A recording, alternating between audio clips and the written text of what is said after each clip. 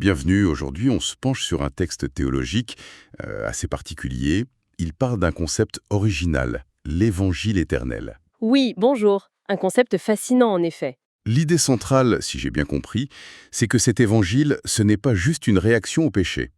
C'est un plan, un projet divin initial pour achever la création. C'est ça, pour la parfaire. Et pas d'un coup, mais par un processus qui intègre l'amour, mais aussi le péché, la rédemption et la transformation des créatures. Tout à fait. Une transformation profonde. La source qu'on explore détaille le rôle du Fils là-dedans. Comment Dieu interagit avec tout ça et comment ça mène, enfin, selon ce texte, à la vie éternelle et à une création aboutie. Oui, Notre but, c'est un peu de démêler tout ça. Alors, allons-y. oui. Et le point clé vraiment, c'est que Dieu, en devenant lui-même créature, via le Fils, L'incarnation. voilà, l'incarnation, il révèle son amour de façon ultime. Et c'est cette révélation qui permet aux créatures de répondre par l'amour. Et cet amour en retour. D'après le texte, c'est la clé pour ne plus pécher. Et donc pour atteindre le but final de la création. C'est vraiment une dynamique d'amour au centre de tout.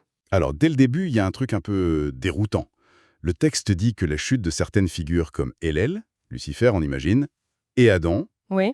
ben, c'était pas un accident. C'était anticipé, prévu dans le plan divin pour achever la création. Ça, c'est fort, non? Ah oui, c'est un des points les plus radicaux du texte. L'idée n'est pas que Dieu cause la chute, attention, mais qu'il l'a prévue et utilisée. Intégré dans son plan. Utilisée? Comment ça? La structure actuelle de la création, et surtout le rôle central de la croix, découlerait de cette anticipation. Le texte va même jusqu'à dire qu'il fallait quelqu'un, en quelque sorte, pour crucifier Dieu. Attends, il fallait quelqu'un pour crucifier Dieu. C'est C'est une affirmation choc, je sais. Le texte ne creuse pas l'aspect éthique frontalement, hmm, mais il présente ça comme une conséquence logique du choix de Dieu. Achever la création non pas par la force, mais en montrant son amour face au rejet le plus total. donc la croix devient la preuve ultime de cet amour, même face au mal. Exactement. Et donc un élément indispensable dans cette logique pour que les créatures libres puissent répondre par amour. Dieu intègre le pire dans son plan de rédemption sans en être l'auteur moral. C'est cette intégration qui est présentée comme fascinante. D'accord, je vois mieux l'angle. Et ce plan, cet évangile éternel, il se déploie comment? Concrètement, le texte parle de 3 lois ou étapes. Oui, c'est ça. 3 phases, mais qui sont liées, hein. C'est une seule et même réalité qui progresse. Alors la première, La loi de Dieu, l'ancienne alliance, la Torah, son but principal, ici, c'est de nous faire prendre conscience du péché, de montrer la norme et notre incapacité à l'atteindre seul. d'accord, révéler le problème, Voilà. Ensuite, la deuxième, la loi du Fils. C'est la croix, la solution au problème. exactement. Elle offre le pardon pour le péché révélé par la première loi. C'est l'acte qui paye la dette, si on veut. Et la troisième, La loi du Saint-Esprit, nouvelle alliance. Là, le but, c'est la victoire sur le péché, la transformation intérieure. pour pouvoir vivre selon Dieu, mais pas par peur. C'est l'idée. Révélation, solution et la puissance pour vivre différemment. C'est très structuré, Oui. Et donc ces 3 lois sont liées? indissociable selon le texte. La nouvelle alliance, par l'esprit, ne peut pas vraiment opérer sans la conscience du besoin créé par la loi de Dieu, et surtout sans le pardon offert par la croix. Logique. Mais il y a un autre point clé.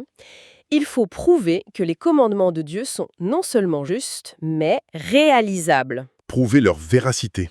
C'est curieux. Je pensais que l'œuvre de Christ suffisait comme preuve. Apparemment, dans cette optique, une preuve supplémentaire est nécessaire. Et c'est là qu'interviennent les premiers fruits. Ah, voilà. Les first fruits, c'est qui exactement? Ce sont des humains qui, par la grâce et l'esprit, arrivent à incarner cette victoire sur le péché. Ils y arrivent vraiment? Oui, ils aiment Dieu et leur prochain au point du sacrifice, du martyre même. Leur vie, et surtout leur résurrection ou transformation future, Oui. est présentée comme la preuve vivante que les commandements sont bons et qu'on peut les vivre avec l'aide divine. Donc leur vie, c'est une sorte de validation pratique du plan. Une démonstration. C'est ça.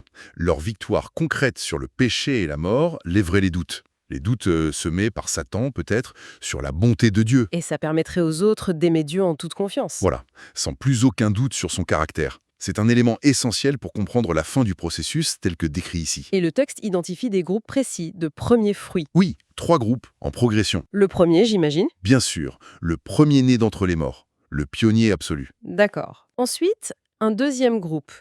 Les saints qui ont reçu les prémices de l'Esprit. C'est lié à la Pentecôte, à la pluie de la première saison. Pluie de la première saison, c'est une image biblique ça. Tout à fait. Une image agricole. Ça symbolise la première grande effusion de l'Esprit au début de l'Église. Et le troisième groupe? Les 144 000 de l'Apocalypse, des rachetés d'entre les hommes. Eux, ils reçoivent l'Esprit jusqu'à la pluie de l'arrière-saison. L'arrière-saison. Donc une autre effusion, plus tardive. C'est ça. Une effusion finale, plus intense, qui prépare la moisson de la fin des temps et l'émergence de ce dernier groupe. Leur apparition est liée au 6e sceau de l'Apocalypse. Ah, on entre dans l'eschatologie là. Et le texte donne une chronologie des événements finaux liés à ces premiers fruits. Oui, il y a une séquence assez précise qui est proposée. Vas-y. Le 6e sceau, c'est l'apparition de ces derniers premiers fruits, les 144 000.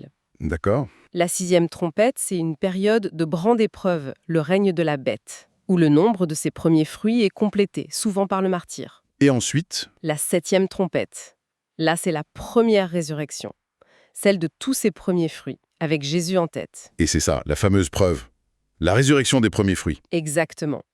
Leur victoire sur la mort, c'est la preuve ultime, irréfutable que les commandements de Dieu mènent à la vie et qu'on peut les suivre par sa grâce. Donc pour résumer la logique du texte, la croix, c'est la première preuve de l'amour et de la justice divin, C'est ça, et la première résurrection, c'est la preuve finale, vivante, que c'est possible de vivre selon Dieu. tout à fait.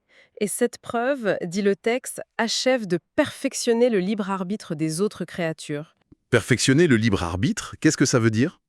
L'idée, c'est qu'après cette démonstration ultime, les créatures intelligentes, anges humains, comprendraient si parfaitement l'amour et la justice de Dieu qu'elles pourraient faire un choix définitif pour ou contre lui. En pleine connaissance de cause. Voilà. Le doute ou l'ignorance ne seraient plus des excuses. Le choix d'aimer Dieu serait alors vraiment libre et éclairé. Et après cette preuve, ce choix, que se passe-t-il? Alors, ceux qui choisissent Dieu peuvent l'aimer sans réserve et, du coup, ne plus pécher. L'amour devient leur nature. Et c'est seulement là, une fois le choix posé et la possibilité de vivre sans péché démontrée, que Dieu élimine le péché et ce qui est lié.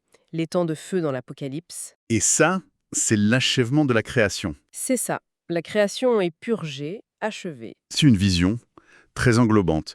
Et le texte dit aussi que la façon dont cet évangile est présenté évolue dans le temps. Oui, logiquement.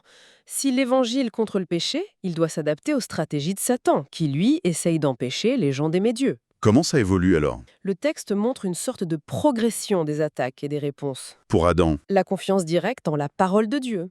L'arbre. sous Moïse, L'incitation à désobéir à la loi ou à la juger impossible à suivre. au temps de Jésus, Le refuser comme Messie, comme Fils de Dieu venu accomplir et pardonner. et pour la fin des temps, cette dernière semaine de Daniel, Là, Satan mettrait le paquet, si on peut dire. c'est-à-dire, Séduction maximale, faux miracles, fausse doctrine. ah oui, L'attrait de Babylone la Grande, ce système mondial corrompu, et surtout la pression pour adorer la bête et prendre sa marque, le 666, une allégeance à un système anti-Dieu.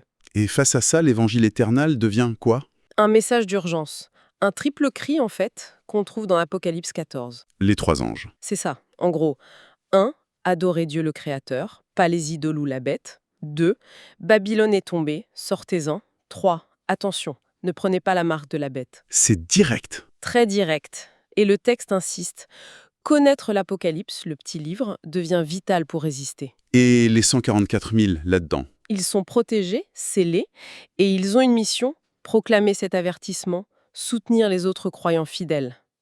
Ils sont les témoins ultimes de la fidélité possible, même sous pression extrême. Un point qui revient souvent, c'est notre incapacité à aimer Dieu ou à obéir par nous-mêmes. Si tout dépend de la grâce, qu'est-ce que ça change pour nous au quotidien? Ça met le Saint-Esprit au centre de tout. C'est lui qui fait le travail de transformation. Selon le texte, il a plusieurs rôles essentiels. Lesquels? D'abord, il nous révèle l'amour de Dieu, celui de la croix. Sans ça, ça reste une idée. D'accord. Ensuite, il suscite l'amour en retour dans notre cœur. C'est pas juste un effort, c'est une réponse qu'il rend possible. Troisièmement, il grave la loi de Dieu dans nos cœurs. C'est ça, la nouvelle alliance. plus sur la pierre, mais à l'intérieur. Une motivation interne? Voilà. Et enfin, il nous donne la force de vivre selon cette loi d'amour. Aimer nos ennemis, vaincre nos mauvais penchants, les œuvres de la chair. Donc c'est vraiment une œuvre divine de A à Z. C'est ce que le texte affirme. L'initiative et la puissance viennent de Dieu, par l'Esprit. Nous, on participe par la foi, l'accueil. Mais Mais, il y a une condition pour que l'Esprit vienne habiter en nous comme ça, Maquel, le pardon des péchés. Et ce pardon, il vient uniquement par la repentance, reconnaître son péché et la foi en Jésus, en son sacrifice à la croix. il y a une différence avant et après la croix pour l'esprit? Oui, le texte le souligne. Avant la croix, l'Esprit agissait sur les gens, les prophètes, les disciples. Il les guidait, les attirait vers Dieu. Mais Il n'habitait pas en eux, pas de façon permanente. parce que la dette du péché n'était pas réglée, juridiquement parlant. L'obstacle était là. Seul Jésus, sans péché, était rempli de l'Esprit constamment, même avant la croix. D'accord. Donc si je résume la dynamique, la loi révèle le péché et notre limite. Ça mène à la repentance. La repentance plus la foi en Christ égale pardon. Le pardon ouvre la porte à l'esprit en nous, et c'est lui qui produit l'amour et la capacité d'obéir par amour. C'est exactement ça, la séquence logique présentée. La loi n'était pas mauvaise, mais c'était un pédagogue, un tuteur, pour nous amener à Christ. L'ombre, dont Christ est la réalité. Voilà. Et c'est l'Esprit reçu grâce à Christ qui nous fait entrer dans la substance. Aimer Dieu vraiment. Et cet amour infusé par l'Esprit, c'est ça qui donne la force de vaincre le péché. Pas par peur, mais parce que l'amour rend le péché incompatible. C'est l'idée. Incompatible avec la nouvelle nature donnée par l'Esprit. L'amour vrai chasse le péché, en quelque sorte. Bon, pour conclure cette analyse, assez riche, le texte présente cet évangile éternel comme un plan divin global, cohérent, qui va de la précréation à l'achèvement final. Oui, une vision très large. Au cœur de tout ça, l'amour de Dieu, révélé à la croix par le Fils et rendu actif en nous par le Saint-Esprit. C'est le moteur. Et c'est ce processus qui permettrait de vaincre le péché, d'obéir par amour et d'atteindre la vie éternelle dans une création restaurée. C'est bien ça la perspective? C'est tout à fait ça. Et ce qui ressort fort pour moi, c'est cette centralité radicale de l'amour. Pas la peur, pas le devoir, mais l'amour reçu et rendu grâce à l'Esprit comme seule vraie victoire sur le mal. Et ça pose une question qui va au-delà de ce texte, je pense, pour quiconque explore la foi.